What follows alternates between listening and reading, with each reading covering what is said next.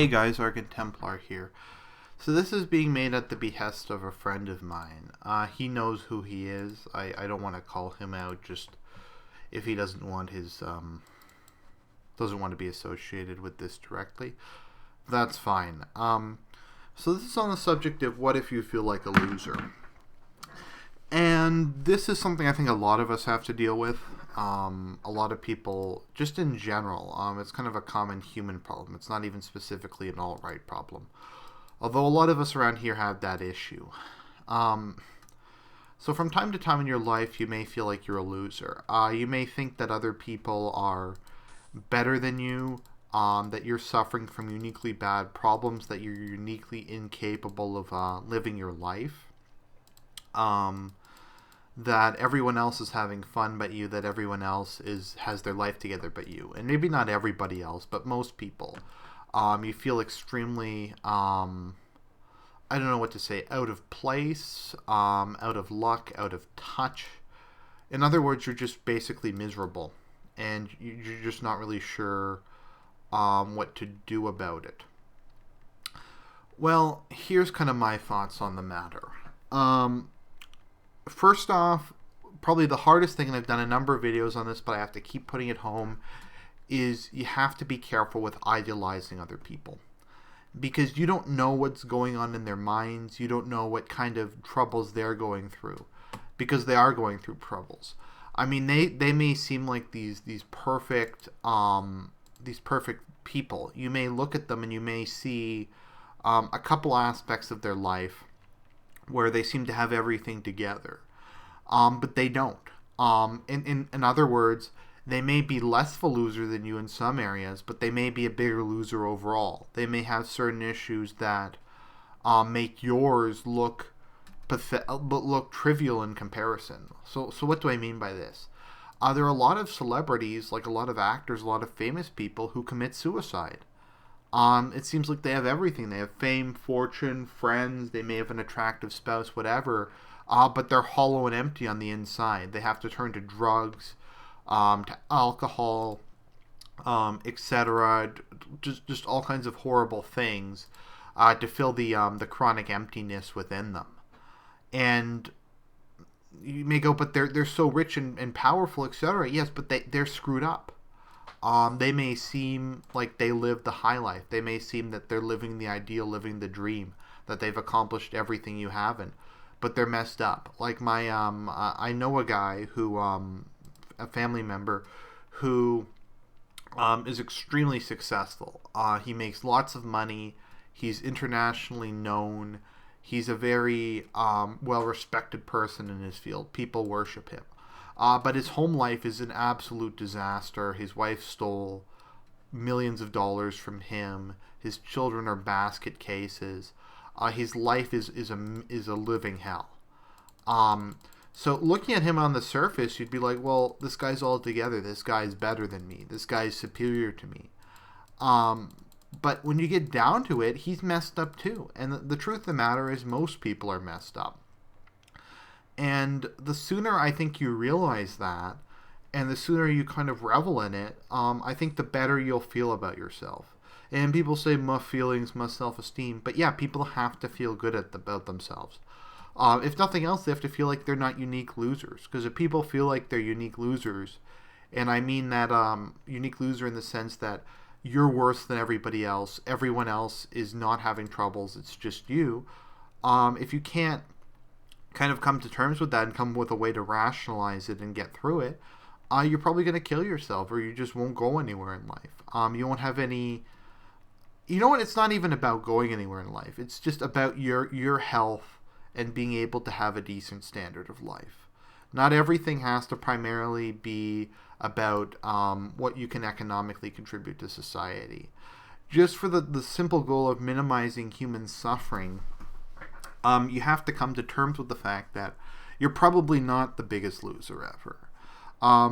Even if we're just going to go by a very basic manner, most people who have listened to this haven't murdered someone. I say murdered, not killed. I mean, if someone breaks into your house and you shoot them, that's fine. I mean, like, you haven't gone out, found someone, and just randomly gunned them down. So that person is incomparably morally worse than you. And you may feel an intent. You may feel that in your moments of despair that you want to do something like that, but you probably haven't. So you have more self-control than that person. And I think you also have to put into perspective, because we have, and this is a cliche, but it's a true cliche. Well, most cliches are true to a certain extent. But in the modern world, it's very easy to get unrealistic expectations. We see Hollywood movies where everybody's attractive. If you look at every Hollywood movie, everybody in them, even like the supposed lower class people, have these huge houses. They have these beautiful families. They have all these luxury goods that you could never afford. And this is even how they portray like middle class and working class people. And it's just completely unrealistic. And you see this and you're filled with guilt. You're filled with guilt because you feel you haven't achieved what the norm is. That you're some sort of a freak. You haven't achieved the norm, and that you're just this loser. You're this loser who has failed to meet the most basic standards of society. But that's not really true, because that's not what society's like. You see these commercials where everybody's rich, everybody's happy. That's trying to sell you a lifestyle. That's trying to sell you something that just is unattainable by nature. And it's supposed to be unattainable because they're trying to sell you a product. And you may be going, well, RG, that's kind of true, though. But I still feel bad about it. Okay, well, you still feel bad about that, and I get that. But at the same time, you have to be real. You have to go and you have to look at, what does history teach us? How did people traditionally live? Sure, you might not be able to go to every country on Earth, but that's historically speaking an unrealistic expectation. In ages past, even wealthy people, even nobility, might never have left the town where they were born. They might never have left their castle. They might have traveled once or twice in their life. They might have never eaten anything beyond like wheat, a couple vegetables, and some pig or some pork. That was the life of people. You had an era where most people, or a huge number of people, died as infants from preventable diseases. You had cases where plagues would just come by and kill like 30-40% of the population. So you have to ask yourself, were those people losers? They never really had a chance in life. They never really got anywhere. Was that their fault? No, it's just things happen in life. And as bad as your position is, and I'm not trying to guilt you, I'm just trying to be real here.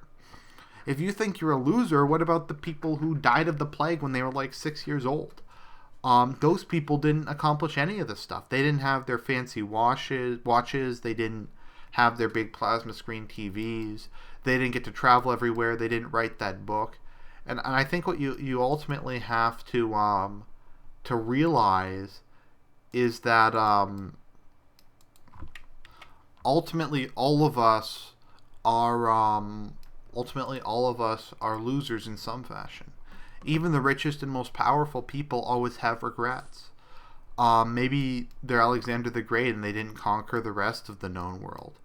Maybe they made a lot of money, but they never had a family. Maybe they did some other stuff. Maybe they wrote a book, but they died in poverty. Maybe they were Nikola Tesla and they invented things that would change the world, but they died alone, impoverished, and friendless and penniless. I mean, everybody's ultimately a loser in some way. Some people may achieve more than others, yes. But in the end, all men must die.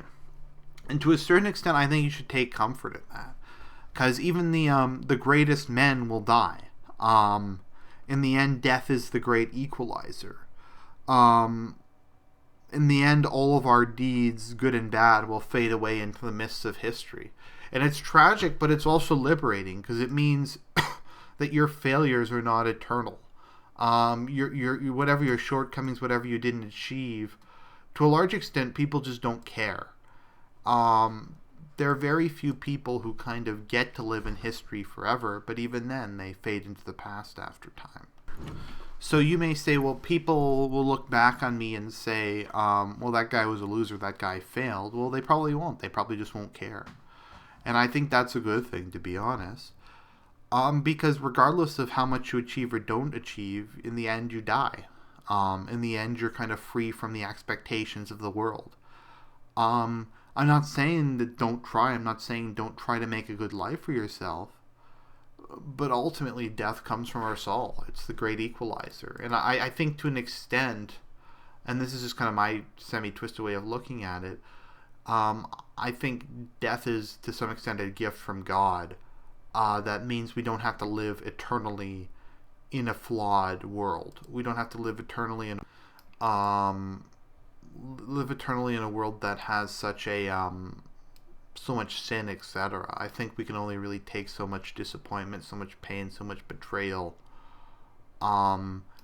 before it just overwhelms us and it makes us bad and it changes us. So yeah, like that's kind of how I view it. Other people probably will say, well, that's very twisted, etc. But ultimately, even if you think you're a loser, what I recommend you do is you make a list of people who are bigger losers than you that you know personally or that you know of. And whenever you feel like I'm a complete failure, you look at those people, and I don't mean that they're bigger losers than you in everything. Think of someone who has a worse personal life than you.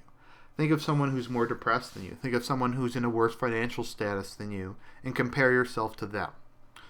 Don't judge against the ideal, judge against the alternative.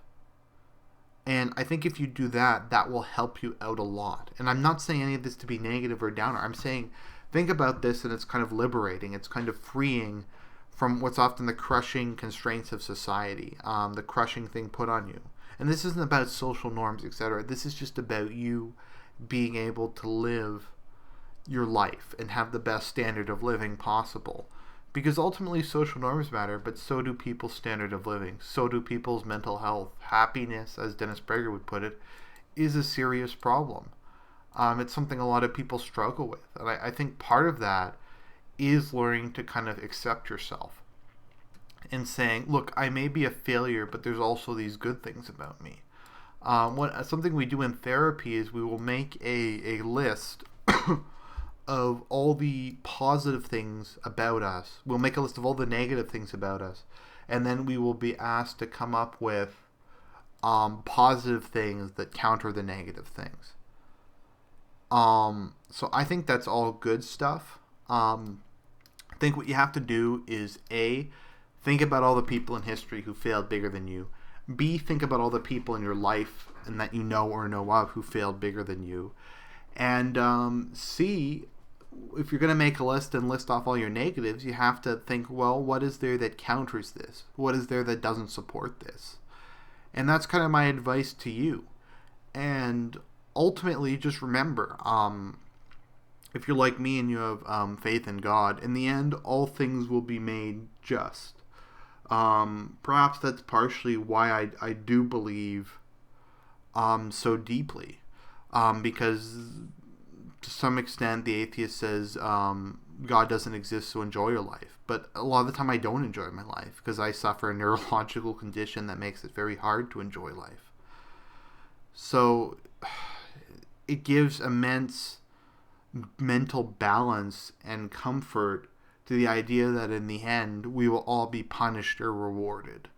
Not by another human being, not by a flawed human being, but by a perfect person who will give us all our just desserts, as it were.